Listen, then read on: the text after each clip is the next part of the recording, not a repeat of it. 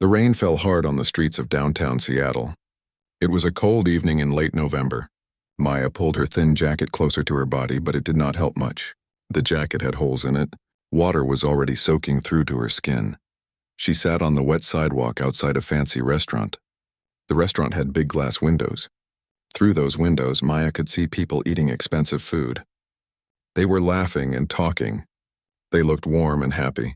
Maya's stomach made a loud noise. She had not eaten anything in 2 days. Maya was 19 years old. She had been living on the streets for almost 2 years now. Her long, dark hair was tied back in a messy ponytail. Her jeans were dirty and torn at the knees. Her sneakers had holes in the bottom. When it rained like this, her feet got wet and cold. She looked down at her hands. They were dirty. Her fingernails were broken, but something about her fingers was different from other homeless people. The tips of her fingers had thick, hard skin on them. These were calluses. They came from years of pressing down on piano keys.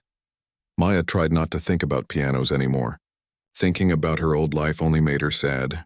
It made her remember her mother. It made her remember when she had a home, when she had food to eat every day, when she had a future. A group of well-dressed people walked out of the restaurant. There were 5 of them, 4 men and 1 woman. They all wore expensive suits and dresses. They were laughing about something. One of the men was holding the door open for the others. This man looked like he was in his early 40s. He had short black hair with a little bit of gray at the sides. He wore a dark blue suit that looked like it cost more money than Maya had seen in months. His shoes were shiny and new. He had a confident way of walking, like someone who was used to being in charge. Maya stood up slowly. Her legs were stiff from sitting on the cold ground. She walked toward the group. Her heart was beating fast. She hated doing this. She hated asking for money. But she had no choice. She needed to eat. "Excuse me," Maya said quietly. Her voice was rough. She had not talked to many people in days. "Can you spare some money for food?" Most of the group ignored her. They walked past her like she was invisible. This happened all the time. Maya was used to it. But the man in the blue suit stopped. He turned and looked at her. His eyes were dark brown, almost black. He looked at her face for a moment. Then he looked down at her hands. His eyes stayed on her hands for a few seconds. Maya noticed this and quickly hid her hands behind her back. "What happened to your fingers?" the man asked. His voice was not mean, but it was not friendly either. He sounded curious. Maya was surprised by the question. Most people did not look at her closely enough to notice anything. "Nothing," she said. "They're just dirty." "No," the man said. He stepped closer. "Those are calluses. I've seen calluses like that before. My wife used to have them." He paused. "Do you play an instrument?" Maya felt her chest tighten. She did not want to talk about this. "I used to," she said quietly. "A long time ago." "What instrument?" the man asked. "Piano," Maya whispered. The man's eyebrows went up. He looked surprised. Then he smiled a little. It was not a kind smile. It was the smile of someone who did not believe her. "Piano," he said. "Really?" Maya felt her face get hot. She knew what he was thinking. He thought she was lying. He thought she was just another homeless person making up stories to get money. "Yes, really," she said. Her voice was stronger now. One of the other men in the group called out, "Jonathan, come on! We need to get back to the office." So the man's name was Jonathan. He looked back at his group, then back at Maya. The small smile was still on his face. "I'll tell you what," he said. "Our office building is just 2 blocks from here. There's a grand piano in the lobby. If you can actually play something good, I'll buy you dinner. A real dinner. Whatever you want from that restaurant." Maya stared at him. She could not tell if he was serious or if he was making fun of her. "You're joking," she said. "I never joke about piano," Jonathan said. His smile got a little bigger. "I'm very serious. Come with us. Play something. If it's good, you eat. If you're lying to me, you waste your time and mine. Deal?" Maya's mind was racing. This could be a trick. This could be dangerous. She had learned not to trust people on the streets. But the thought of real food made her stomach hurt with hunger, and the thought of touching a piano again even just once made something inside her heart wake up. "Deal," Maya said. Jonathan nodded. He turned and walked back to his group. Maya followed behind them, keeping a few steps back. She heard the others talking to Jonathan in low voices. "Are you serious right now?" the woman in the group said. You're bringing a homeless girl to the office? It'll take 5 minutes, Jonathan said. I'm curious. This is crazy, another man said. But they all kept walking. Maya followed them through the wet streets. The rain was still falling. Her shoes made squishing sounds with each step. She could feel the water between her toes. The group walked fast. Maya had to hurry to keep up with them. They arrived at a tall building made of glass and steel. It looked very modern and expensive. Gold letters above the door said Chen Technologies, so Jonathan owned a technology company. That explained the expensive suit. Jonathan held the door open. The others went inside. Maya stood outside for a moment, hesitating. This felt unreal. Just 10 minutes ago, she was sitting on a wet sidewalk begging for change. Now she was about to walk into a corporate building. Coming? Jonathan asked. He was still holding the door. Maya took a deep breath and walked inside. The lobby was beautiful. The floor was made of white marble that shined like a mirror. The walls were covered with dark wood panels. Modern art paintings hung on the walls. Everything was clean and bright. The warm air inside felt good after being in the cold rain. And there, in the center of the lobby, sat a grand piano. It was a Steinway, black and shining under the soft lights. Maya's breath caught in her throat. She had not been this close to a piano in almost 2 years. A security guard at the desk looked up when they entered. He saw Maya and his face changed. He stood up, looking concerned. Mr. Chen, he said, clearly wondering why Jonathan had brought a homeless person inside. It's fine, Marcus, Jonathan said, waving his hand. She's with me. Just for a few minutes. The security guard sat back down slowly, but he kept watching Maya carefully. The other people from the restaurant stood near the elevator, waiting. They looked uncomfortable. The woman kept checking her phone. One of the men whispered something to another, and they both shook their heads. Jonathan walked over to the piano and gestured toward it. Well, he said, here's your chance. Show me what you can do. Maya walked slowly toward the piano. Her legs felt weak. Her hands were shaking. She sat down on the bench. The leather seat was soft and smooth. How long had it been since she sat on something this comfortable? She looked down at the keys. They were perfect. Clean and white and cream-colored. Not a single scratch or mark. Her dirty hands hovered over them. She was afraid to touch them. She was afraid she would make them dirty. I should wash my hands first, Maya said quietly. No time for that, Jonathan said. He crossed his arms and leaned against a wall. Play now or the deal is off. Maya felt a flash of anger. He was treating this like a game. Like she was here to entertain him and his friends. But she needed that food. She needed it badly. And she needed to play. She had not realized how much she needed it until this moment. She placed her hands on the keys. They felt cool and smooth under her fingers. She closed her eyes for a moment. In her mind, she went back to a different time. A different place.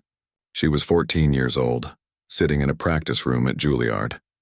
Her mother was in the hallway outside, waiting for her. The world still made sense then. Maya began to play. She chose Chopin's Nocturne in E-flat major, Opus 9, No. 2. It was a piece her mother had loved. A piece Maya had played 1,000 times. Her fingers remembered every note, even after all this time. The first notes floated out into the lobby, soft and gentle. Maya's eyes were still closed. She did not want to see Jonathan's mocking smile. She did not want to see the others looking at her with pity or disgust. She just wanted to play. The music grew louder, more emotional. Maya's fingers moved across the keys like water flowing over stones. Each note was perfect. The melody was sad and beautiful at the same time. It told a story of love and loss. It told Maya's story, even though there were no words. In the lobby, everything had stopped. The security guard was no longer watching with suspicion. He was listening, his mouth slightly open. The business people near the elevator had turned around. They were staring at Maya. The woman had put her phone away. One of the men had tears in his eyes.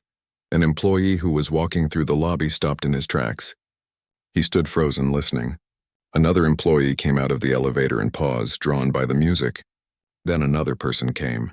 And another. People appeared from hallways and offices. They gathered around, keeping a respectful distance, but all of them listening. Jonathan was no longer leaning casually against the wall. He was standing straight now, his arms at his sides. The mocking smile was completely gone from his face. He was staring at Maya with an expression of shock and something else. Something like recognition, or maybe regret. Maya played the middle section of the piece where the melody became more complex. Her right hand danced over the high keys while her left hand created a gentle rolling rhythm below. The music filled every corner of the lobby. It seemed to make the space feel both larger and more intimate at the same time. She had forgotten everything else now. She was not in a corporate lobby. She was not homeless. She was not hungry or cold or scared. She was just music. She was just the notes flowing from her fingers and the emotions pouring from her heart. The piece moved toward its ending. The melody became softer again, more gentle, like a lullaby, like a mother singing to her child. Maya felt tears on her cheeks, but she did not stop playing. The final notes came slowly, quietly, like whispers in the dark. And then silence. Maya kept her hands on the keys for a moment. She was afraid to open her eyes, afraid to come back to reality. But she had to. Slowly, she lifted her hands and placed them in her lap. She opened her eyes. The lobby was completely silent. At least 20 people had gathered around. They were all staring at her. Nobody moved. Nobody spoke. It was so quiet that Maya could hear the rain hitting the windows outside. Then someone started clapping. It was the woman from the restaurant group. Then others joined. The security guard was clapping. The employees were clapping. The sound echoed through the marble lobby. Maya stood up quickly. She felt embarrassed by the attention. She looked at Jonathan. He was not clapping. He was just standing there, staring at her with wide eyes. His face had gone pale. The crowd slowly began to break up. People whispered to each other as they walked away. Maya heard pieces of their conversations. That was incredible. Where did she learn to play like that? I can't believe it. Finally, it was just Maya, Jonathan, and his business associates left in the lobby. Well, and Marcus, the security guard, who was still watching from his desk. Jonathan walked slowly toward Maya. He stopped a few feet away from her. When he spoke, his voice was quiet and serious. The mocking tone was completely gone. "Who are you?" he asked. Maya did not know how to answer that question. Who was she? She used to know. She used to be Maya Rodriguez, piano student at Juilliard Pre-College, daughter of Linda Rodriguez, a girl with a future, but now she was nobody. Just another homeless person on the streets. I'm just someone who used to play piano, Maya said softly. That wasn't just someone who used to play, Jonathan said. He shook his head slowly. That was someone who studied seriously. For years. That was professional level playing. He paused. What happened to you? Maya felt her throat tighten. She did not want to cry in front of these strangers. It's a long story, she said. I have time, Jonathan said. He glanced at his associates. Give us a minute. The others looked surprised, but they nodded and walked toward the elevator. They kept looking back at Maya as they left. When they were gone, Jonathan turned back to Maya. His expression had completely changed. He no longer looked amused or skeptical. He looked serious. Maybe even concerned. You won the bet, he said. I'll buy you dinner. But I want to know your story. Will you tell me? Maya was tired. She was still cold and wet. Her hands were shaking, and she did not know if it was from the cold or from the emotions of playing again. Part of her wanted to just take the food and leave. She did not owe this rich man her story. She did not owe him anything. But another part of her was so tired of being alone, so tired of keeping everything inside. When was the last time someone had asked about her? Really asked and really cared about the answer? Okay, Maya whispered. I'll tell you. Jonathan nodded. He walked toward the door and held it open. Come on, he said. Let's go back to that restaurant. You need to eat. And I need to hear this. Maya walked toward the door. As she passed the piano, she let her fingers trail across its smooth surface one more time. She did not know if she would ever touch a piano again after tonight. She wanted to remember how it felt. They walked out into the rain together. The street was darker now. Evening had turned to night. But somehow Maya felt a little bit of hope inside her chest. It was a small feeling, like a tiny candle flame in the dark. She was afraid to trust it, afraid it would go out. But for now, just for now, it was there, and that was enough. They walked back to the restaurant through the rain. Jonathan walked beside Maya this time, not in front of her. He held an umbrella over both of them. It was the first time in months that Maya had been under an umbrella in the rain. It felt strange, almost uncomfortable. She had gotten used to getting wet. When they reached the restaurant, the host at the front desk looked at Maya with surprise and concern. Her clothes were dirty and wet. She did not belong in a place like this. Everyone could see that. But Jonathan spoke before the host could say anything. "Table for two, please. Somewhere private if you have it." The host hesitated for just a moment. Then he looked at Jonathan's face and seemed to recognize him. His expression changed immediately. "Of course, Mr. Chen, right this way." They were led to a corner table near the back of the restaurant. It was quiet here, away from the other diners.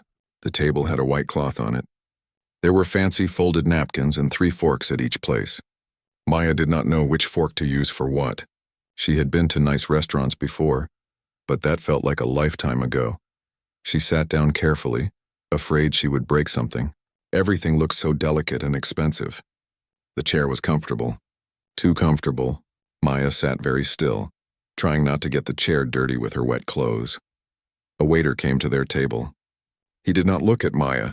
He kept his eyes on Jonathan. "What can I get for you this evening, Mr. Chen?" "Bring us 2 of your best steaks," Jonathan said. "Medium rare, with all the sides. And whatever soup you have today. And bread. Lots of bread." He looked at Maya. "What do you want to drink?" Maya's throat was dry. "Water is fine." "Bring her a hot chocolate too," Jonathan said to the waiter. "And water for both of us." The waiter nodded and walked away. Maya stared at the table. She could not believe this was happening. Just an hour ago, she was sitting on a cold sidewalk.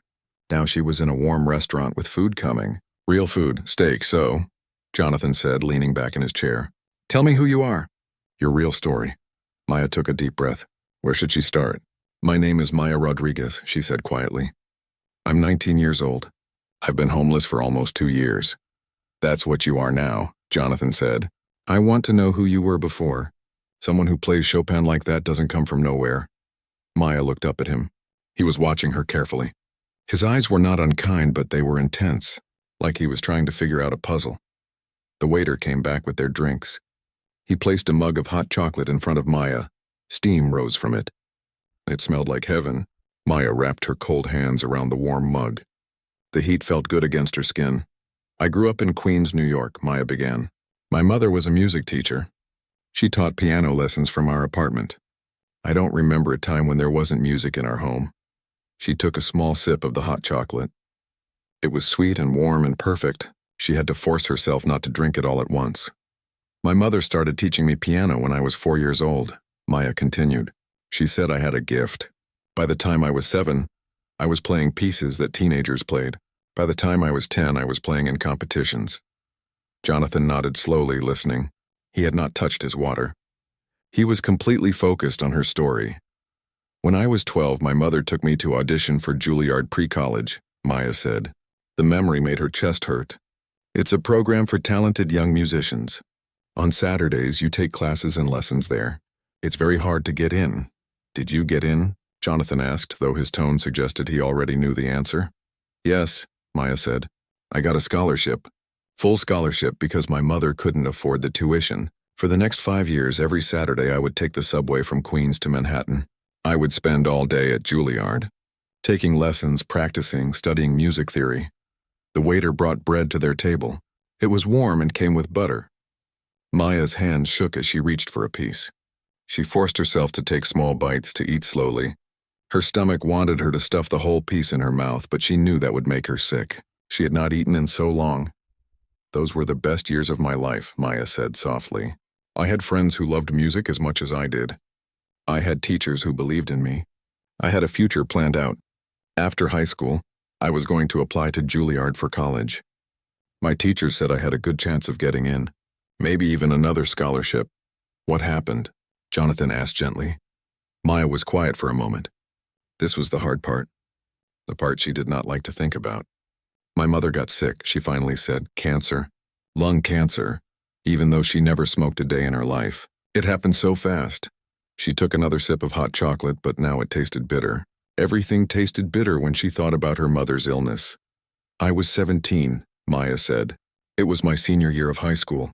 My mother tried to keep working, tried to keep teaching piano lessons, but she got weaker and weaker.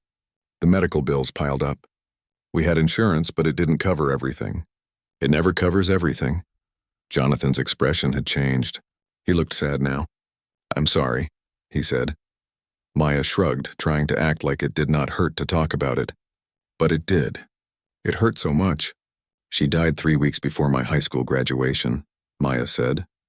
Her voice was flat now, like she was talking about someone else's life. "I was 17, no father. He left when I was a baby. No other family. My mother was an only child, and her parents were already dead." The soup came. It was French onion soup with melted cheese on top. It smelled amazing.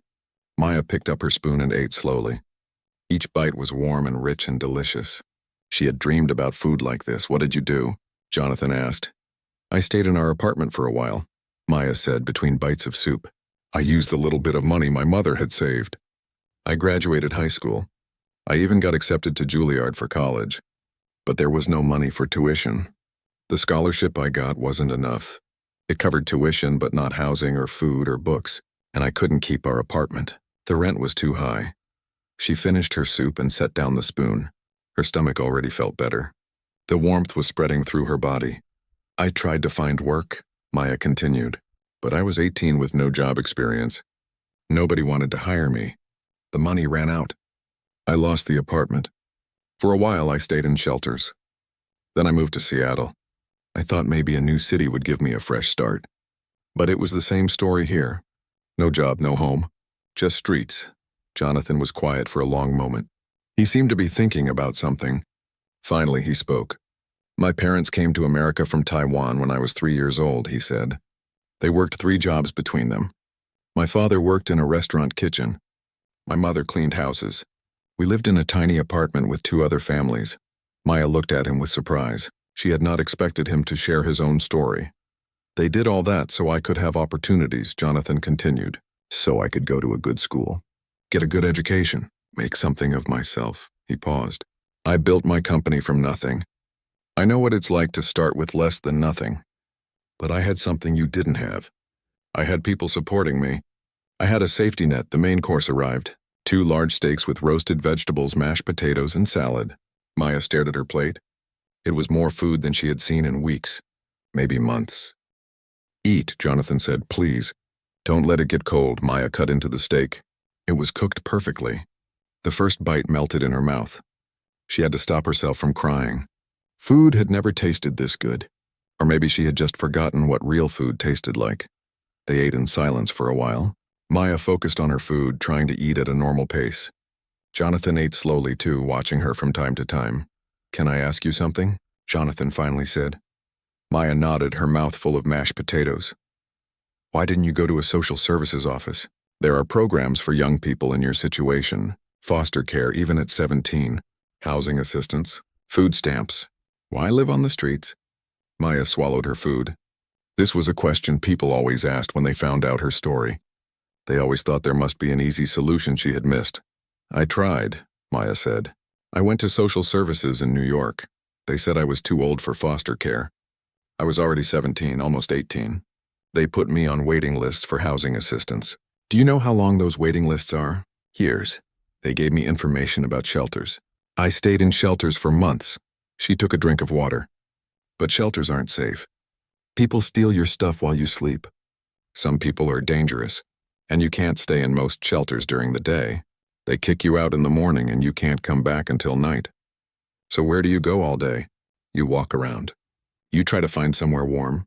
You try to stay invisible." Jonathan listened carefully. He did not interrupt or try to offer simple solutions. Maya appreciated that. "I got tired of being afraid all the time in shelters," Maya said. "So I started sleeping outside.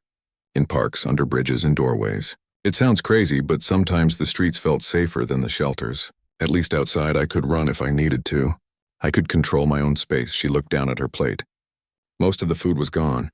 Her stomach felt full for the first time in so long. "And after a while you disappear," Maya said quietly. "Nobody sees you anymore. You become invisible. Just another homeless person on the street. Another problem for society to ignore." "I see you," Jonathan said.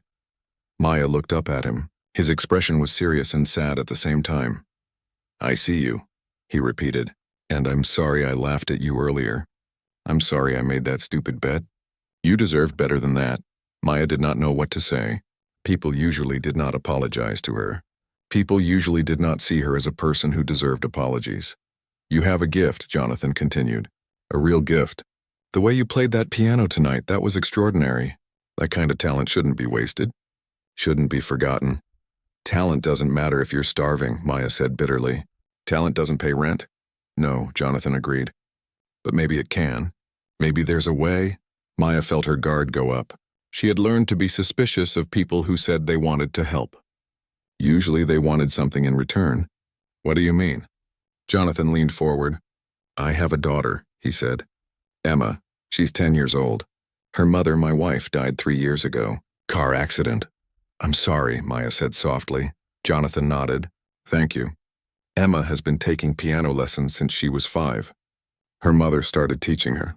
After my wife died, I hired the best piano teachers I could find. 3 different teachers in 3 years. But Emma doesn't care anymore. She plays because I tell her to, but there's no heart in it. No passion. She's just going through the motions. He paused, choosing his words carefully. When I watched you play tonight, I saw something I haven't seen in a long time. I saw someone who plays from the soul, who understands what music really means. Emma needs a teacher like that. Someone who can help her fall in love with music again. Maya's heart started beating faster. Was he offering what she thought he was offering? I want to hire you to teach Emma piano, Jonathan said. I'll pay you a fair wage. And I have a studio apartment above my garage. It's small, but it's furnished. It has a bathroom and a little kitchen. You can live there. No rent, Maya stared at him. This could not be real. Things like this did not happen to people like her. Why would you do that? She asked. You don't know me. I could be dangerous. I could steal from you. Could you? Jonathan asked calmly. No, Maya admitted. But you don't know that. I'm a good judge of character, Jonathan said. I built a successful company by knowing who to trust. And I trust you. I don't know why, but I do. Maya felt like she could not breathe. A home, a job, a chance to play piano again, to teach music. It was everything she had lost. Everything she thought was gone forever, but she was afraid. Afraid to hope. Afraid to trust. Afraid that this was all a dream and she would wake up on a cold sidewalk. This isn't charity, Jonathan said, as if reading her mind. This is a job.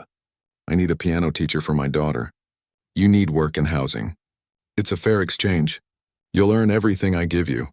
Maya's hands were shaking. She put them in her lap so Jonathan would not see. What if I'm not good at teaching? She asked. What if Emma doesn't like me? We'll try it for 1 month, Jonathan said. If it doesn't work out, no hard feelings. But I think it will work. I think you're exactly what Emma needs. Maya closed her eyes. In her mind, she heard her mother's voice. Her mother had always told her that when God closes a door, he opens a window. Maya had stopped believing that after her mother died. But maybe, just maybe, it was true. She opened her eyes and looked at Jonathan. Okay, she said quietly. I'll do it. But I have one condition. What's that? This is a professional arrangement, Maya said firmly. I'm not your charity project. I'm your employee. I'll work hard and earn my pay. But I won't accept pity. Jonathan smiled. It was a real smile this time, not the mocking smile from before. Deal, he said. He held out his hand across the table. Maya looked at her hand. It was dirty and rough. His hand was clean and smooth. But she reached out anyway and shook his hand. Deal, she said. They finished their dinner in more comfortable silence. The waiter brought dessert even though they had not ordered it. Chocolate cake with raspberry sauce. Maya ate every bite. When they were done, Jonathan paid the bill. They walked out into the rain again. It was still coming down hard. The streets were empty now. Most people had gone home for the night. My car is parked at the office, Jonathan said. Come on, let's go get it and I'll drive you to my house. You can move into the studio tonight. Get a shower and a good night's sleep. Maya followed him back toward the office building.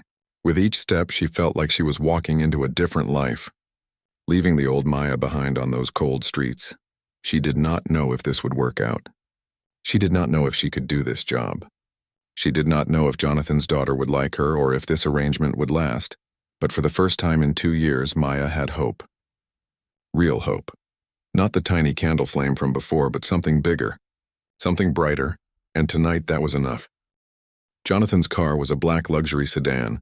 It was parked in a private parking garage under his office building. The inside smelled like leather and was spotlessly clean. Maya hesitated before getting in. Her clothes were wet and dirty. She would ruin the seats. "Don't worry about it," Jonathan said, seeing her hesitation. "It's just a car. Get in." Maya climbed into the passenger seat. It was the most comfortable seat she had sat in for years. The car started with a quiet hum. Warm air began flowing from the vents. Maya held her hands up to the air, warming her frozen fingers. They drove through the dark, rainy streets of Seattle. Maya watched the city pass by through the window. She had walked these streets for so long. She knew every corner, every doorway where you could sleep without being bothered. Every place where you could find free food. Every spot where the police would not chase you away. But tonight she was not looking at the city through the eyes of a homeless person. Tonight she was in a warm car, going to a home. It felt unreal. They drove for about 20 minutes. The buildings got smaller and farther apart. They were leaving the downtown area. Soon they were in a neighborhood with large houses and tall trees. Even in the rain and dark, Maya could see how beautiful it was here. Jonathan turned into a driveway. The house was big, made of brick and wood. Warm light glowed from the windows. There was a large yard with a well-kept lawn. A separate building stood to the side of the main house. It looked like a garage with an apartment on top. "That's where you'll be staying," Jonathan said, pointing to the building. "The studio apartment. Let me show you the main house first. I want you to meet Emma." They got out of the car and walked to the front door. Jonathan unlocked it, and they went inside. The house was beautiful. Hardwood floors, comfortable furniture, and family photos on the walls. It was warm and clean and smelled like home. Maya's throat got tight. She had not been inside a real home in so long. "Emma," Jonathan called out, "I'm home." A woman in her 50s came from the kitchen. She had gray hair and kind eyes. She looked at Maya with surprise. "Mr. Chen," she said carefully. "I wasn't expecting a guest." "Mrs. Park, this is Maya Rodriguez," Jonathan said. "She's going to be Emma's new piano teacher. She'll be living in the studio apartment. Maya, this is Mrs. Park. She's our housekeeper and cook. She also helps look after Emma when I'm at work." Mrs. Park's eyes widened slightly, but she recovered quickly. She was clearly used to Jonathan making unexpected decisions. "It's nice to meet you, Maya," she said politely. But her eyes showed concern as she looked at Maya's dirty, wet clothes. "Where's Emma?" Jonathan asked. "In her room, doing homework," Mrs. Park said. "Dinner was an hour ago. Should I prepare something for your guest?" "No, thank you. We already ate," Jonathan said. "I'll go get Emma. Maya, wait here." Jonathan went upstairs. Maya stood awkwardly in the entrance hall, dripping water onto the clean floor. Mrs. Park looked at her with a mix of kindness and worry. "Would you like a towel, dear?" Mrs. Park asked gently. "Yes, please," Maya whispered. Mrs. Park left and came back with a large, soft towel. Maya dried her face and hair. The towel smelled clean, like fresh laundry. It was such a simple thing, but it almost made Maya cry. Footsteps came from upstairs. Jonathan appeared first, then a young girl followed him slowly. This was Emma. Emma Chen was small for 10 years old. She had long black hair that hung straight down her back. She wore glasses with purple frames. Her expression was cautious and a little bit sad. She looked at Maya with careful eyes. "Emma, this is Miss Maya," Jonathan said. "She's going to be your new piano teacher." Emma did not smile. She just nodded slightly. "Hello," she said quietly. "Hi, Emma," Maya said. She tried to smile, but she was suddenly very nervous. This little girl had everything. A beautiful home, nice clothes, a father who loved her. What could Maya, who had nothing, possibly teach her? "Miss Maya is an incredible piano player," Jonathan continued. "She studied at Juilliard. She's going to help you fall in love with piano again." "Okay," Emma said. She did not sound excited or interested. She just sounded tired. An awkward silence filled the hall. Emma stared at the floor. Jonathan looked between Maya and his daughter. clearly hoping for more of a connection. Mrs. Park watched from the kitchen doorway. "It's late," Jonathan finally said. "Emma, you should get ready for bed. Maya, let me show you to the studio." Emma turned and went back upstairs without another word. Jonathan watched her go with a sad expression on his face. Then he turned to Maya. "She's not usually rude," he said. "She's just been through a lot. 3 teachers in 3 years. She probably thinks you'll leave too."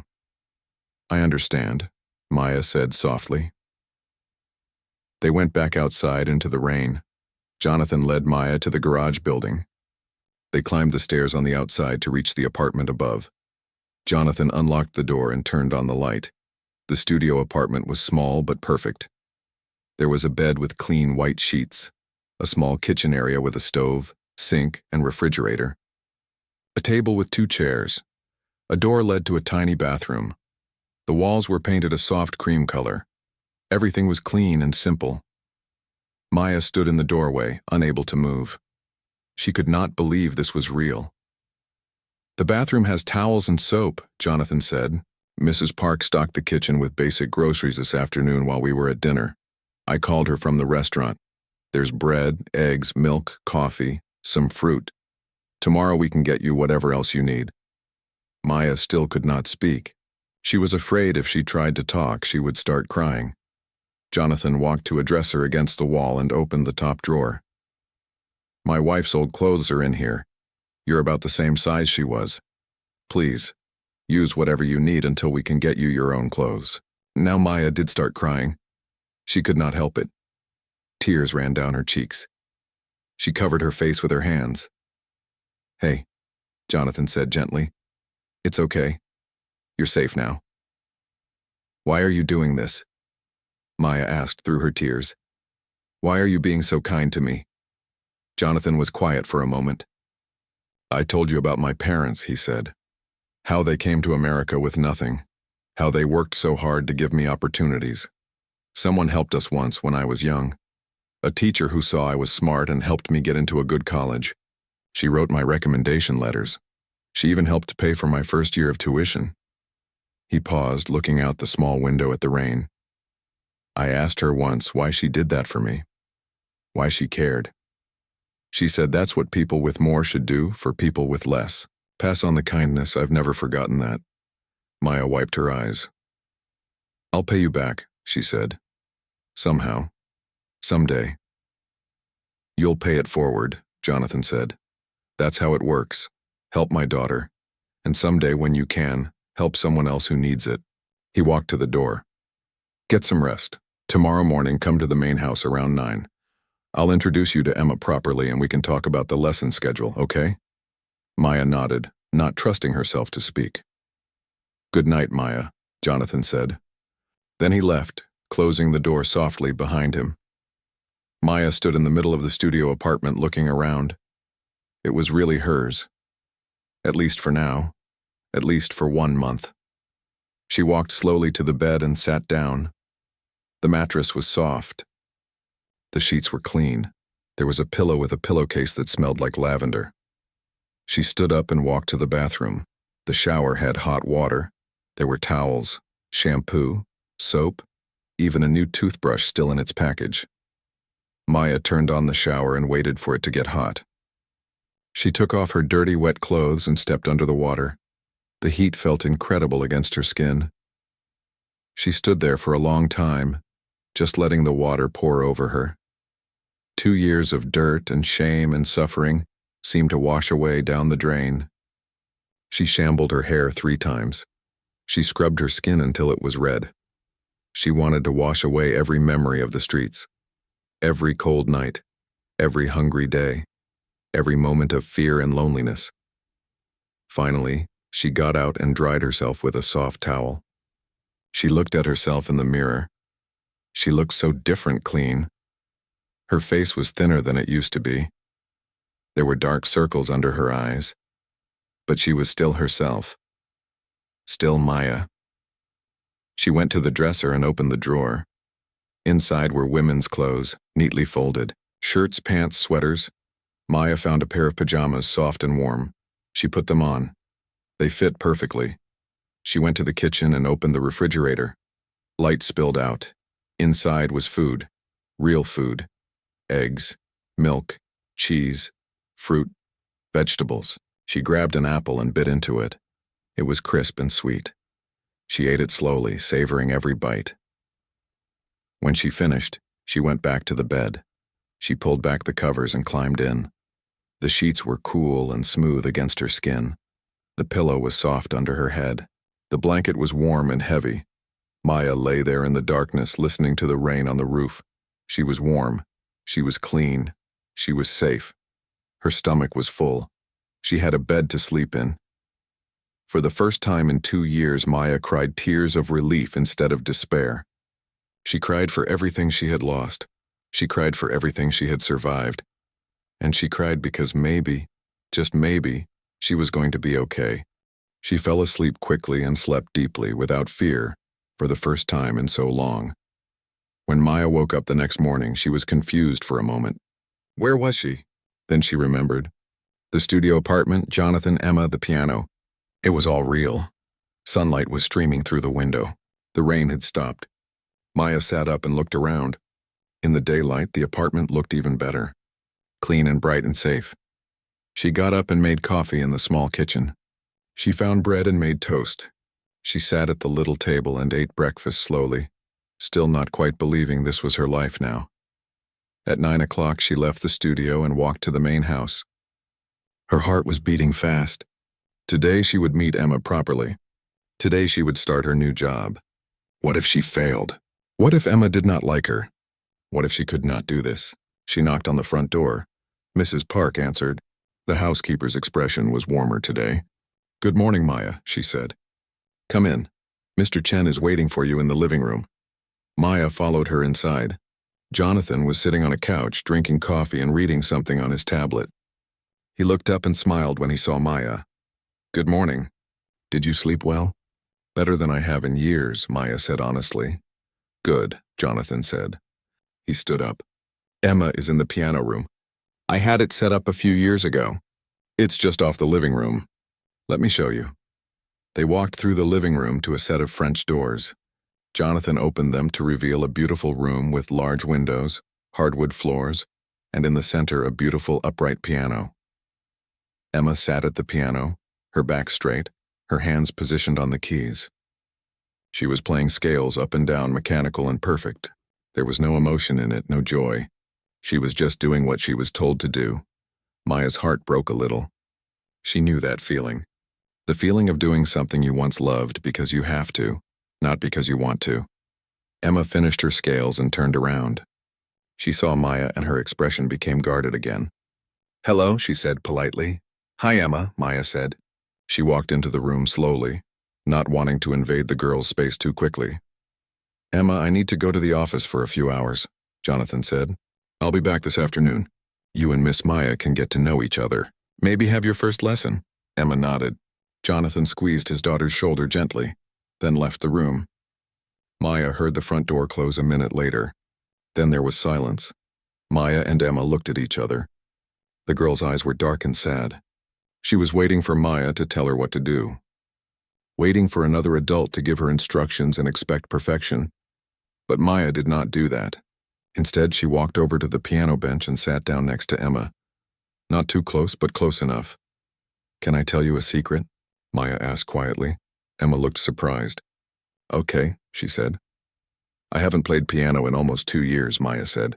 Until last night when I played in your dad's office building. And you know what? I was terrified.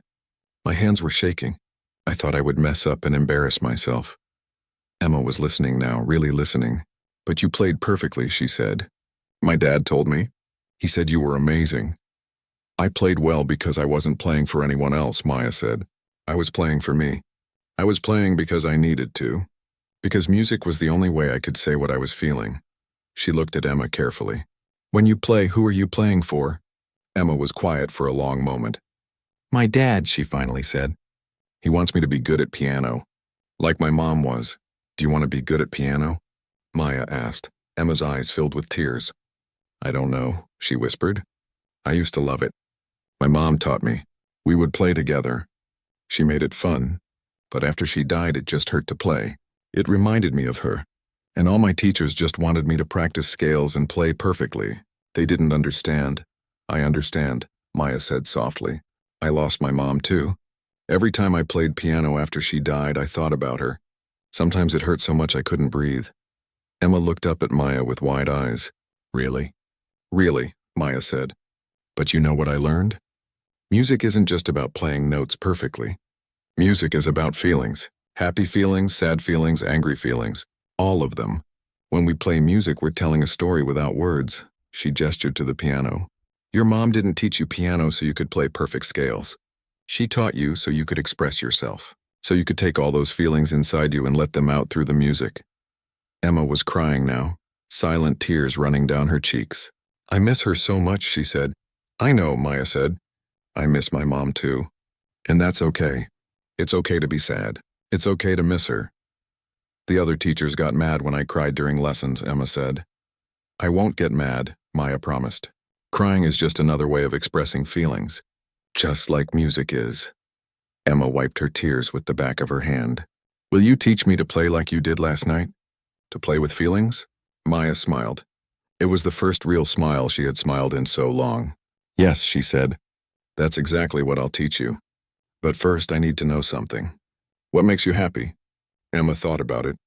I like drawing, she said. And I like my cat, Mochi, and I like movies. Especially funny movies. What makes you sad? Missing my mom. And when my dad works too much and I don't see him. What makes you angry? Emma looked down. When people treat me like I'm going to break because my mom died. Like I'm not strong, Maya nodded. Okay, so here's what we're going to do. We're going to learn music that matches those feelings. Happy music for when you think about Mochi and movies. Sad music for when you miss your mom. Angry music for when you're frustrated. And you're going to play those pieces the way you feel them, not the way someone tells you to feel them. Emma's eyes were bright now. Really? Really, Maya said. No more boring scales unless you want to do them. No more playing perfectly. We're going to play with our hearts. For the first time since Maya had met her, Emma smiled. It was a small smile, but it was real. Can we start now? She asked. Absolutely, Maya said. Show me what you can play. Emma turned back to the piano. She started playing a simple piece, a Mozart sonata. It was technically correct, but still mechanical. Maya listened carefully. When Emma finished, Maya said, That was very good. You know the notes perfectly. But let me ask you something. How does this piece make you feel? Emma thought about it. It feels happy. Like dancing. Exactly, Maya said. So play it like you're dancing. Imagine you're at a party and you're happy and free. Let your hands dance on the keys. Emma played the piece again. This time it was different. Her hands moved more freely. The notes had more energy. It was not perfect, but it was alive. Yes, Maya said excitedly. That's it? Do you feel the difference? Emma was smiling now, really smiling. Yes, it felt better that way. That's because you weren't just playing notes, Maya said. You were making music. They worked together for another hour. Maya taught Emma to think about emotions and stories while playing.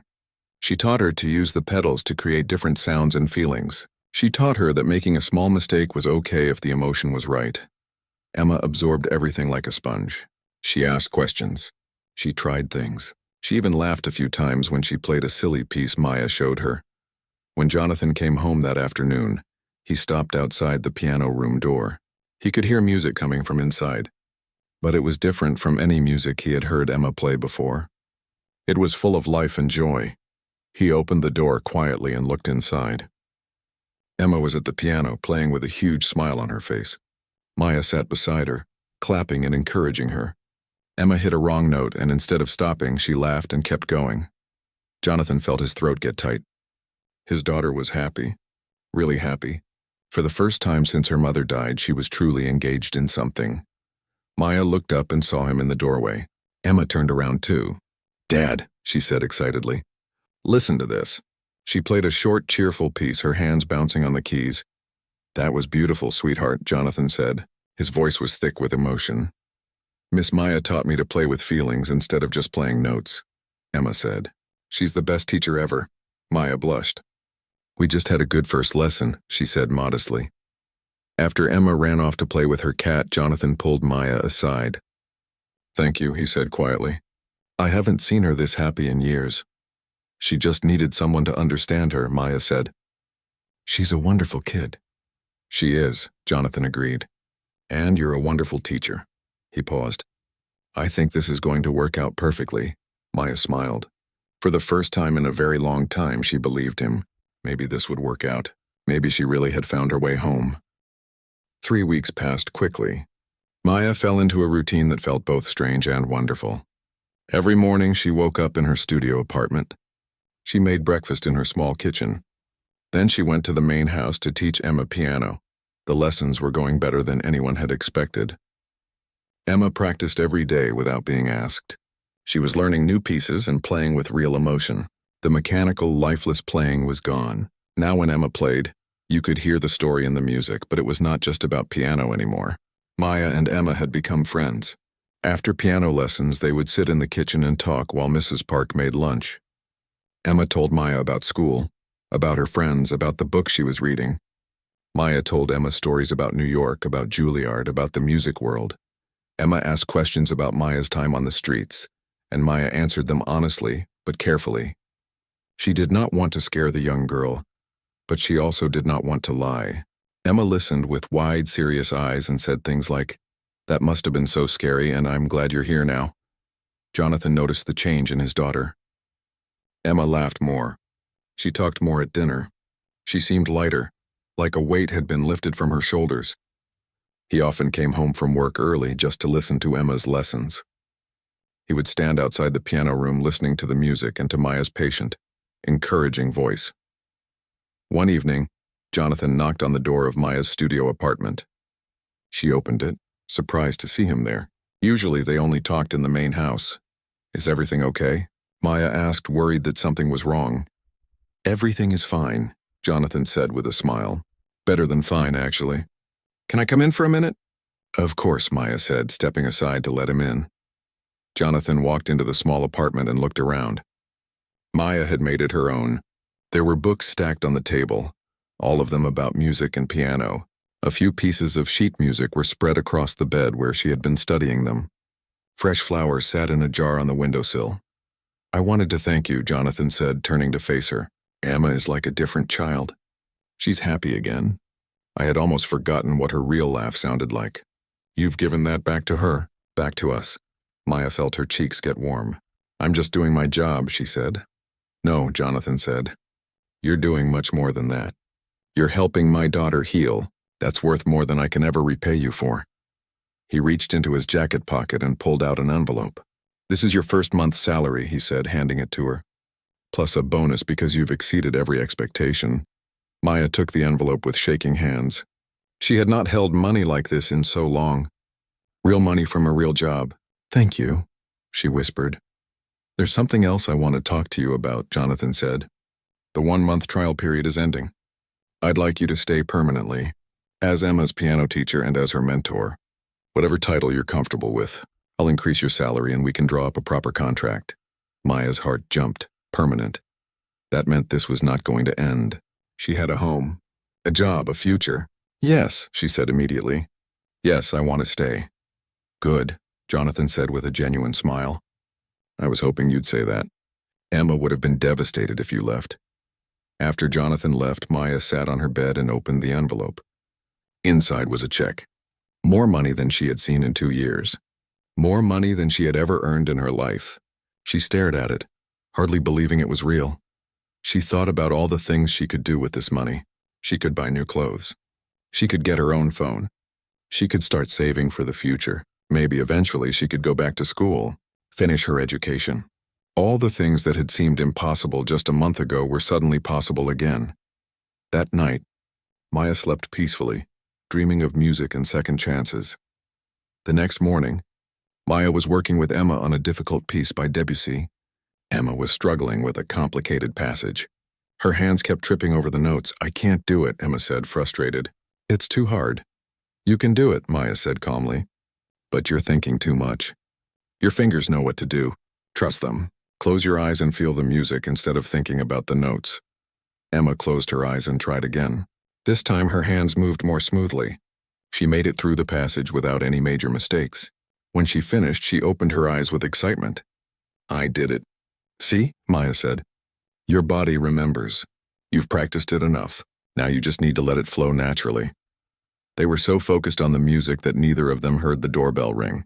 They did not hear Mrs. Park answer the door. They did not hear the conversation in the hallway. They only looked up when someone appeared in the doorway of the piano room. It was a man with a camera. Behind him was a woman holding a notepad and recorder. They both smiled at Maya and Emma. "I'm sorry to interrupt," the woman said. "I'm Jennifer Marks from the Seattle Tribune. Is Maya Rodriguez here?" Maya's blood ran cold. "A reporter. A newspaper. How did they find her?" "Who are you?" Emma asked, moving closer to Maya protectively. "I'm a reporter," Jennifer said. "I'm working on a story about homelessness in Seattle. I've been interviewing former homeless individuals, and I discovered that Maya here is quite an interesting case. A Juilliard student who ended up on the streets." Mrs. Park appeared behind the reporters, looking distressed. "I'm sorry, Miss Maya. They said they were friends of Mr. Chen's. I let them in before I realized." "It's okay." "Mrs. Park," Maya said quietly, "even though it was not okay at all. I'd love to interview you, Maya," Jennifer continued. "Your story is inspiring. From piano prodigy to homeless to working for a prominent CEO. It's exactly the kind of human interest story people need to hear." "I don't want to do an interview," Maya said firmly. "I understand you're private," Jennifer said, still smiling. "But your story could help other people in similar situations. It could inspire them, show them there's hope." "I said no," Maya repeated. "Please leave." Jennifer's smile faded a little. "I've already gathered quite a bit of information about you from public records, from your time at Juilliard, from social services. I'm going to write the story either way. Don't you want to give your side?" "You need to leave now," Maya said, her voice shaking. "This is a private home." The photographer raised his camera. There was a flash. He had taken a picture of Maya and Emma at the piano. "Do not take pictures of my daughter," Maya said, standing up. She moved to stand between the camera and Emma. "It's public interest," Jennifer said. "The public has a right to know how their tax dollars are being spent on homeless services. Your story is part of that conversation." "My story is mine," Maya said. "Not yours. Leave. Now." Mrs. Park had already pulled out her phone. "I'm calling Mr. Chen," she said. The reporters realized they were not going to get cooperation. Jennifer nodded to the photographer and they turned to leave. "The story runs this weekend," Jennifer called back over her shoulder. "I'd still be happy to include a quote from you if you change your mind." When they were gone, Maya sank back down onto the piano bench. Her hands were shaking. Emma put her small hand on Maya's arm. "Are you okay, Miss Maya?" "I'm fine," Maya lied. "I'm sorry you had to see that." "They were rude," Emma said. "They shouldn't have taken your picture without permission." Mrs. Park came back into the room. "Mr. Chen is on his way home," she said. "He's very upset. He said he'll take care of this." But Maya knew there was nothing Jonathan could do. The reporter was right. If the information was public record, she could write the story. And once the story came out, everything would change. Jonathan arrived home within 30 minutes. He looked angry in a way Maya had never seen before. "I'm so sorry," he said to Maya. "I'll call my lawyers. We'll see what we can do." "There's nothing you can do," Maya said quietly. "If the information is public, they can publish it. But they took pictures in my private home," Jonathan said. "Of my daughter? That's different." "They'll probably just blur Emma's face," Maya said. She felt numb. She had known this peace was too good to last. Nothing good ever lasted in her life. "Why do you look so scared?" Jonathan asked gently. "Your story is inspiring. People will see how far you've come." Maya shook her head. "You don't understand. Once the story comes out, people will judge me." "They'll judge you. They'll say you shouldn't have hired me, that I'm not qualified, that you're taking advantage of me, or that I'm taking advantage of you. They'll make it into something ugly." "Let them talk," Jonathan said. "I don't care what people think." "But I do," Maya said. Her voice broke. "I've worked so hard to build something here, to feel normal again. Once that story publishes, everyone will know. The neighbors, Emma's school, your business partners. Everyone will look at me differently." Emma was crying now. "I don't care what anyone says," she said fiercely. "You're the best teacher and the best friend I have. I don't care if you were homeless. I care that you're here now." Maya hugged Emma, fighting back her own tears. "Thank you, sweetie," she whispered. "The story came out that Saturday. It was on the front page of the local section. The headline read, "From Prodigy to Streets, the Rise and Fall and Rise of Maya Rodriguez." There was a photo of Maya at the piano with Emma. Though Emma's face was blurred out as Maya had predicted, the article told Maya's whole story. Her time at Juilliard, her mother's death, her time on the streets, and now her position working for Jonathan Chen, CEO of Chen Technologies. The article even included the story of how they met, with Jonathan's bet in his office lobby. Maya read the article on Jonathan's tablet. Every word felt like a punch to her stomach. It was all true, but seeing it written out like this, it felt like her life had been turned into entertainment for strangers. By Monday, the story had gone viral online. Local news channels picked it up. It spread to national news websites. Maya's name was everywhere. Homeless piano prodigy became a trending topic. Jonathan's phone rang constantly. His company's public relations team was fielding calls from reporters. Some of the calls were supportive. Some were critical. There were think pieces about homelessness, about mental health, about education, about privilege. Maya's story had become a lightning rod for all sorts of opinions. The company's board of directors called an emergency meeting. They were concerned about the publicity. Some board members questioned Jonathan's judgment. Why would he bring a homeless stranger into his home? Was this a publicity stunt? Was he exploiting Maya? What if something went wrong? Jonathan came home from that meeting looking tired and frustrated. He found Maya in the studio apartment.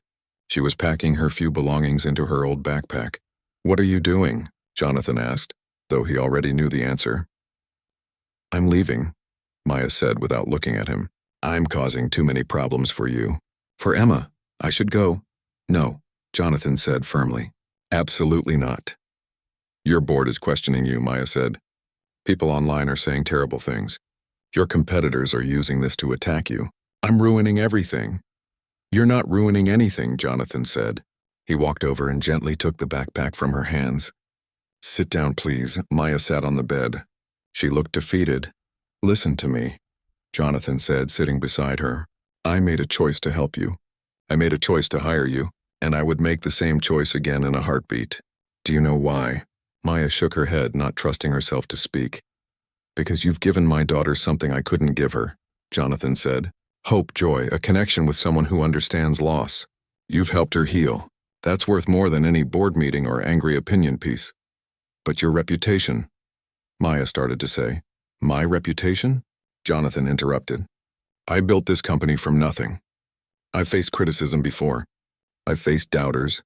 They said I couldn't compete with the big tech companies. They said my ideas wouldn't work. But I proved them wrong. And I'll prove them wrong about this too." He stood up and walked to the window. "Tomorrow I'm calling a company-wide meeting. I'm going to address this head-on. I'm going to explain why I hired you. I'm going to talk about the values that matter to me, about second chances, about human dignity, about looking beyond circumstances to see potential." He turned back to Maya. "And if the board doesn't like it, they can replace me. But I won't apologize for helping you. I won't apologize for seeing your worth when others saw a homeless person." Maya felt tears running down her cheeks. "Why?" she asked. "Why do you believe in me so much?" "Because someone believed in me once," Jonathan said simply. "When I was young and had nothing. When I was just an immigrant kid with big dreams. A teacher saw past my broken English and my worn-out clothes. She saw potential. She gave me a chance. That chance changed my life." He sat back down beside Maya. "I see the same thing in you that she saw in me. Talent, determination, intelligence. You've survived things that would have broken most people. You've kept your humanity and your kindness through all of it. That's extraordinary." "I'm scared," Maya admitted. "I'm scared this will all fall apart. I'm scared I'll lose everything again." "I know," Jonathan said gently. "But running away won't protect you. It'll just take away everything good you've built here. Emma needs you, and I think you need us too." Maya thought about Emma, about their piano lessons, about the way Emma's face lit up when she learned something new, about how Emma had stood up for her when the reporters came, about the friendship they had built. She thought about the piano, about making music again, about feeling useful and valuable, about having a purpose beyond just surviving. "Okay," she said quietly. "I'll stay. But only if you're sure. I don't want to cause you any more trouble." "You're not trouble," Jonathan said with a smile. "You're family." The word hit Maya hard. Family. She had not had a family in so long. The idea that she could be part of one again seemed impossible. But looking at Jonathan's sincere face, she wanted to believe it. "Thank you," she whispered. "No," Jonathan said, standing up. "Thank you. For giving Emma her smile back. For bringing music into this house again. For reminding me what really matters." He headed toward the door, then paused. "Get some rest tonight. Tomorrow might be rough, but we'll face it together." After he left, Maya unpacked her backpack. She put her few belongings back where they belonged. She looked around the small studio apartment. This was her home. These people were her family, and she was going to fight to keep them. Whatever came next, she would not run. Not this time. She had spent 2 years running, hiding, surviving. Now it was time to stand her ground. To believe she deserved the second chance. To trust that she was strong enough to handle whatever challenges came. Maya went to bed that night still scared, but also determined. The story was out there. The world knew who she was and where she had been. But that did not define who she was becoming. Tomorrow would be difficult. But she would face it. Not alone, but with people who believed in her. With Jonathan, who had seen past her circumstances. With Emma, who had accepted her without judgment. With Mrs. Park, who had shown her quiet kindness every day. She was not the homeless girl anymore. She was Maya Rodriguez, piano teacher, mentor, friend, and she was finally home. The morning of Jonathan's company meeting, Maya woke up early. She could not sleep well. Her stomach was in knots. She knew what today meant. Jonathan was going to address the entire company about her. He was going to stand up for his decision to hire her. Despite all the criticism, she got dressed carefully, choosing a simple blue sweater and black pants from the clothes that had belonged to Jonathan's late wife. She looked at herself in the mirror. She looked so different from the wet, desperate girl who had sat outside that restaurant just a few weeks ago. But inside, she still felt vulnerable. There was a knock on her door. Maya opened it to find Emma standing there, still in her pajamas. Her eyes were red like she had been crying. "What's wrong, sweetie?"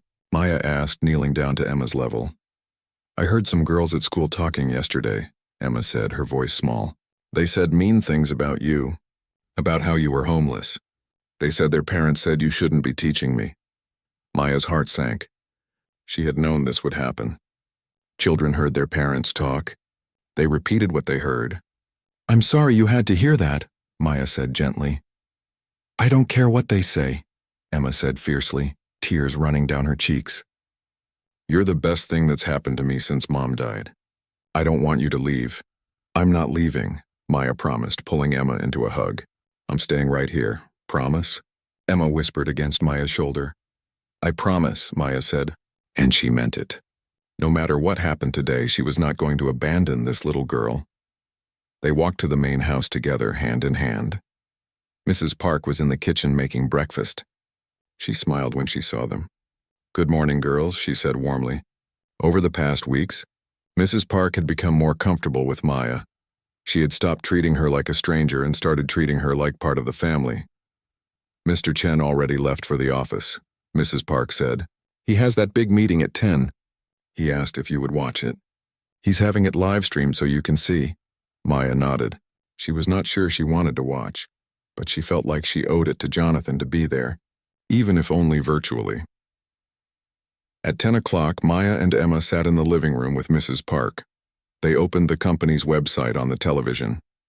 The live stream started, showing a large conference room filled with employees. Maya recognized some of the people from that first night, the ones who had been at the restaurant with Jonathan. Jonathan stood at the front of the room, looking calm and confident. He waited for everyone to settle down, then began to speak. "Thank you all for coming," he said. "I know this meeting was called on short notice. I'm sure you've all seen the article in the Tribune. I'm sure many of you have questions about my decision to hire Maya Rodriguez. Some of you may have concerns. I want to address those concerns directly." The room was silent. Every eye was on Jonathan. "When I started this company 12 years ago," Jonathan continued, "I had a vision. Not just to build successful technology, but to build a company with values. Values like innovation, integrity, and compassion. Those values have guided every decision I've made." He paused, letting his words sink in. 3 weeks ago, I met Maya outside a restaurant. She was homeless, hungry, and asking for money. Most people, including many of us in this room, walk past homeless people every day without seeing them, without acknowledging their humanity. Maya felt her face grow hot. She was not used to being talked about like this, especially in front of so many people. But something made me stop that night, Jonathan said. I noticed her hands. She had calluses that come from years of playing piano, so I made her a bet. I challenged her to play our lobby piano. If she could play well, I would buy her dinner. Some people in the audience nodded. They had heard this story. What happened next changed my perspective on a lot of things, Jonathan said, his voice becoming emotional. Maya sat down at that piano and played Chopin's Nocturne. And it was the most beautiful thing I had heard in years. Not because of technical perfection, though her technique was flawless, but because of the emotion, the soul, the depth of feeling. He looked directly at the camera as if speaking to Maya through the screen. In that moment, I realized I was not looking at a homeless person. I was looking at an incredibly talented musician who had been failed by the system, by circumstances beyond her control. A young woman who had lost her mother, her home, and her future, but who had never lost her gift. Emma squeezed Maya's hand. Maya was crying now, unable to hold back the tears. I hired Maya to teach my daughter piano, Jonathan continued. Some people have questioned that decision. They say I should have done background checks, that I was being reckless, that I was putting my daughter at risk. He paused, his jaw setting firmly. I did do a background check. What I found was a young woman with a perfect record. No criminal history, no drug use, just bad luck and a series of devastating losses. As for putting my daughter at risk, let me be clear. Maya has been nothing but a positive influence on Emma. Jonathan's voice grew stronger. For 3 years, my daughter has been going through the motions. Since her mother died, Emma has been lost, sad, disconnected. I hired 3 different piano teachers, all with impeccable credentials. None of them could reach her. But Maya did. In 3 weeks, Maya gave my daughter something I couldn't give her. She gave her joy again. The room was completely silent. Some people were nodding. Others looked thoughtful. So yes, I hired a homeless person, Jonathan said clearly. And I would do it again. Because I didn't hire a homeless person. I hired a talented, dedicated, compassionate teacher who happens to have experienced homelessness. There's a difference. He looked around the room. This company was built on the belief that everyone deserves a chance. That innovation comes from seeing potential where others see problems. That's how I got here. My parents were immigrants with nothing. People doubted them. Doubted me. But someone gave us a chance. And look where we are now. Jonathan gestured to the room, to the company he had built. I believe in second chances. I believe in looking past circumstances to see the person underneath. And I believe that's what makes us different from our competitors. We don't just talk about values. We live them. He paused, his expression becoming serious. I understand some board members have concerns.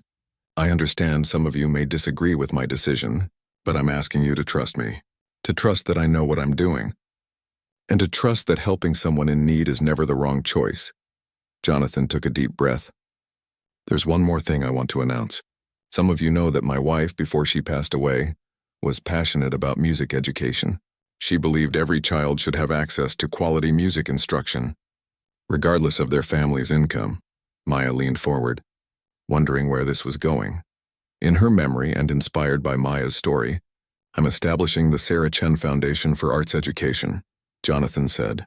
This foundation will provide scholarships and support for young people who want to pursue arts education but face financial barriers. Maya has agreed to help me run this foundation. She'll help identify talented students and provide mentorship. The room erupted in applause. Maya sat back, stunned. She had not known about this. Jonathan had not mentioned it to her.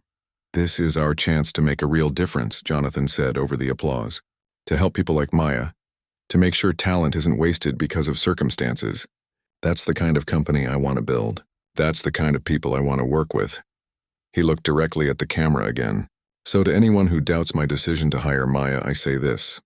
Watch what she does. Watch how she helps my daughter. Watch how she helps other young people through this foundation.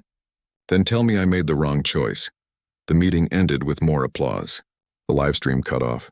Maya sat on the couch, unable to move. Her mind was racing. A foundation, in Sarah Chen's memory, and Jonathan wanted her to help run it. Miss Maya, are you okay? Emma asked, looking worried. I think so, Maya said. I just can't believe he did that. He didn't tell me. That's because my dad likes surprises, Emma said with a smile. Good surprises. The rest of the day passed in a blur.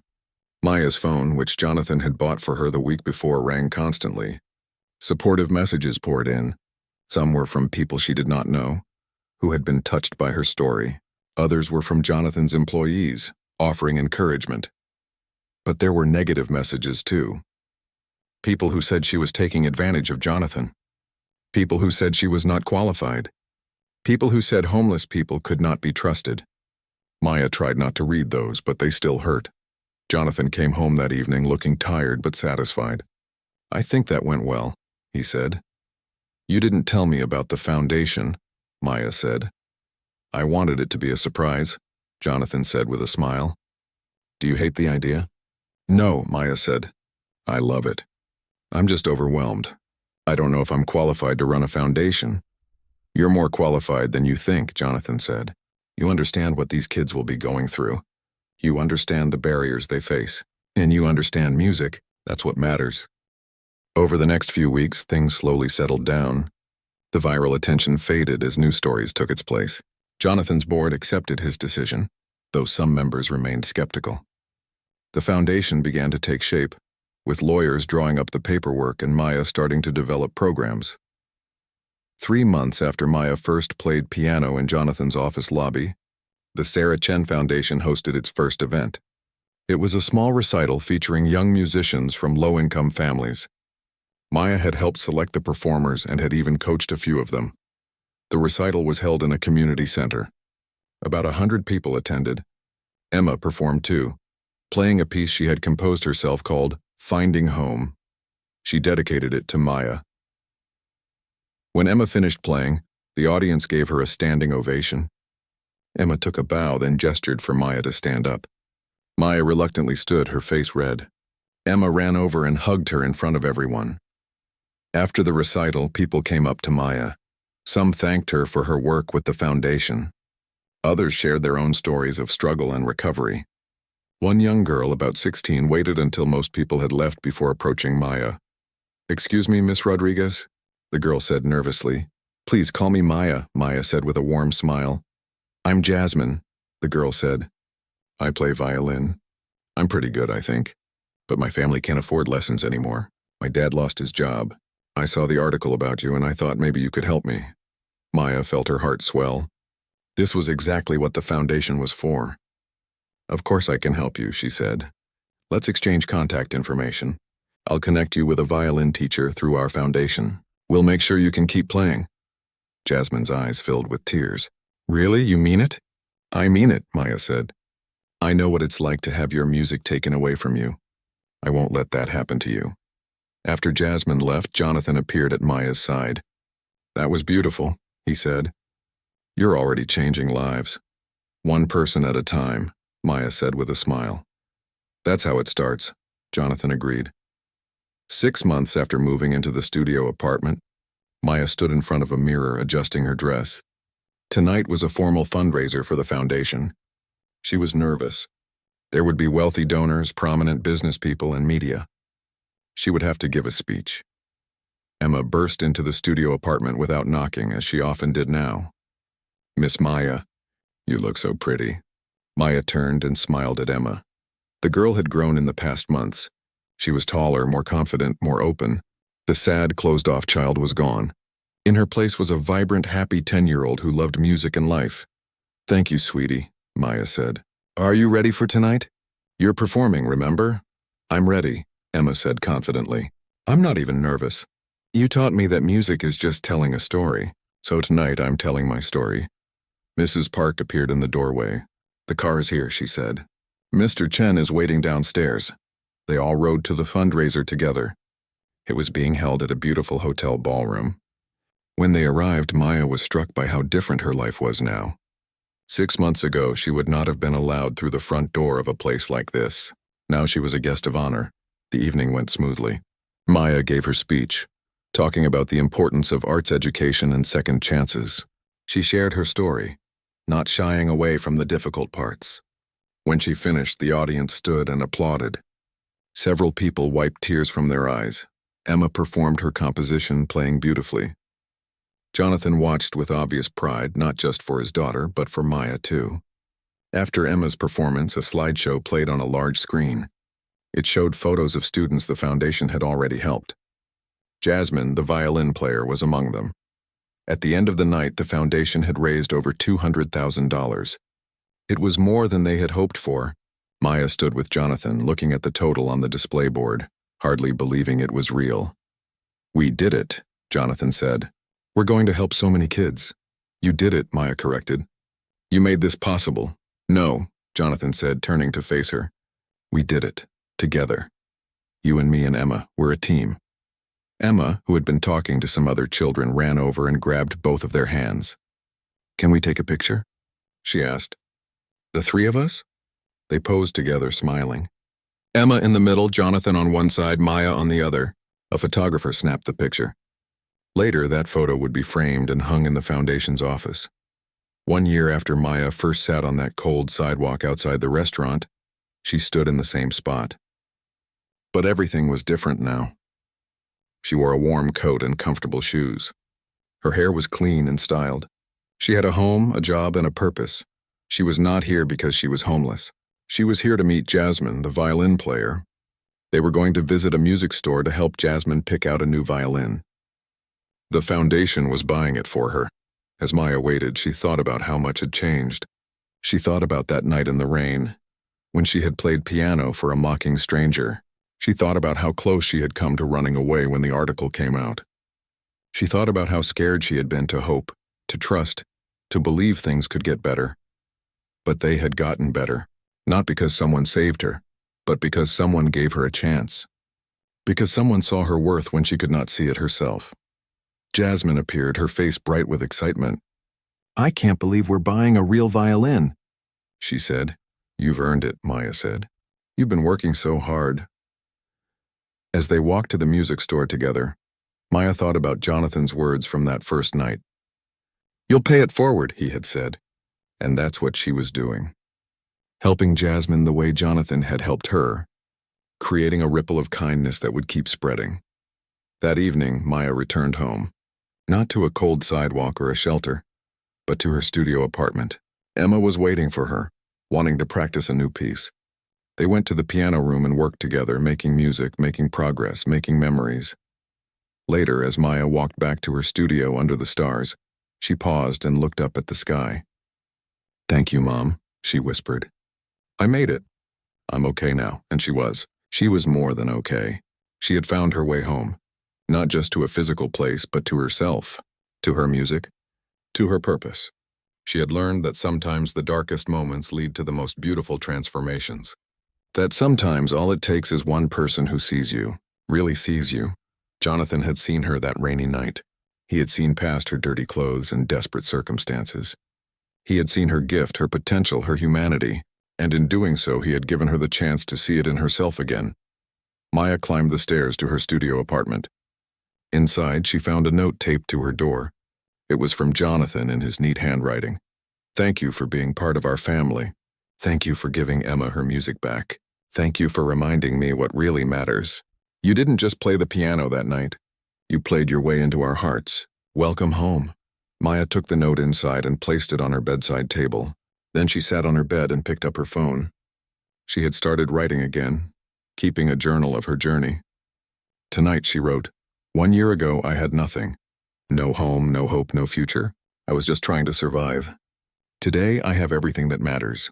A home, a purpose, people who care about me, students who depend on me, a chance to make a difference. If you had told me a year ago that things would turn out this way, I wouldn't have believed you. But here I am, living proof that second chances are real, that kindness matters, that music heals, that home is not just a place but a feeling, the feeling of being seen, being valued, being loved. I am home." Maya closed her journal and got ready for bed. Tomorrow she had piano lessons to teach, foundation work to do, students to help, a life to live. She turned off the light and lay down in her comfortable bed. Outside, rain began to fall, tapping gently against the window. But Maya was warm and safe inside. And as she drifted off to sleep, she smiled. knowing that tomorrow would bring more music, more hope, and more chances to pay forward the kindness she had received. The homeless girl was gone. In her place was Maya Rodriguez, piano teacher, mentor, foundation director, friend, and family member. She had found her way back to herself. She had found her way home, and this time she was never leaving.